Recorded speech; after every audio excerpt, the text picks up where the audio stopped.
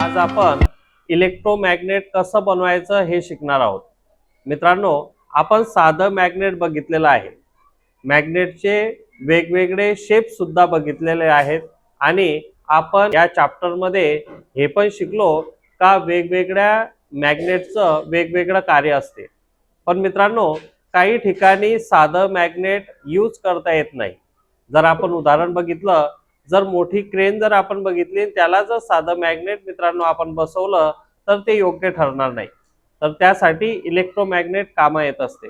हे इलेक्ट्रोमॅग्नेट तुम्ही मोबाईल मध्ये, ज्या इलेक्ट्रॉनिक पीसीबी येतात त्यामध्ये, त्यानंतर विविध गॅजेट मध्ये सुद्धा यूज करू शकतात।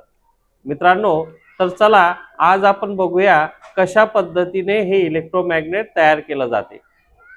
तर मित्रांनो, एखादं साहित्य बनवताना आपल्याजवळ त्याला बनवण्यासाठी लागणारे जे साहित्य आहे, जे मटेरियल आहे, जे इन्स्ट्रुमेंट्स आहे ते असणं फार गरजेचं आहे। तर मित्रांनो, इलेक्ट्रोमॅग्नेट बनवत असताना आपल्याजवळ सर्वप्रथम एक खिळा हवा, तोही मित्रांनो लोखंडी म्हणजेच आयरनचा हवा। त्यानंतर तुमच्याजवळ कॉपर तार हवा, तोही 1 मीटर लेंथचा, आणि एक बॅटरी हवी। हे साहित्य असलं तर तुमचं इलेक्ट्रोमॅग्नेट तयार होते। आणि मित्रांनो, याला जर तुम्ही स्विच लावलं तर तुम्ही हे इलेक्ट्रोमॅग्नेट ऑन ऑफ करू शकतात। म्हणजे ज्यावेळेस तुम्ही हा बॅटरीचा जो सप्लाय आहे तो ऑन करणार त्यावेळेस ते इलेक्ट्रोमॅग्नेट सुरू होईल, आणि जेव्हा तुम्ही हे बटन ऑफ करणार तेव्हा तो करंट बंद होईल आणि ते इलेक्ट्रोमॅग्नेट जे आहे ते सुद्धा बंद होईल। तर चला आज आपण अशा पद्धतीचे इलेक्ट्रोमॅग्नेट विद्यार्थ्यांच्या सहाय्याने बनवूया आणि ही इलेक्ट्रोमॅग्नेट बनवा कार्यशाळा आहे तिची सुद्धा सुरुवात करूया। सर्वप्रथम मित्रांनो, आपल्याला हा जो कॉपर तार आहे तो या खिळ्याला गुंडाळायचा आहे।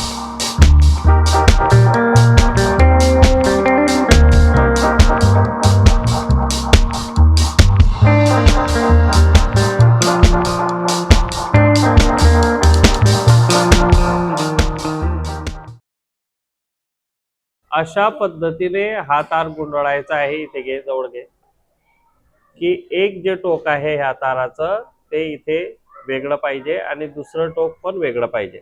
आता हे दोघं टोक आपण बॅटरीला लावणार आहोत। आता आम्ही सेल घेतलेला आहे, बॅटरी सुद्धा आहे आपल्याजवळ, पण आपण या सेलला लावून बघू। तर बघू काय होतं। तर आता मित्रांनो, आपला इलेक्ट्रोमॅग्नेट तयार झालेला आहे आणि आता आपण हे जे दोघं या ताराचे एंड आहेत ते या बॅटरीला लावणार आहोत। आणि बघा, अशा पद्धतीने तुम्ही दोघं टोक लावल्यानंतर हे इलेक्ट्रोमॅग्नेट तुमचं रेडी झालं।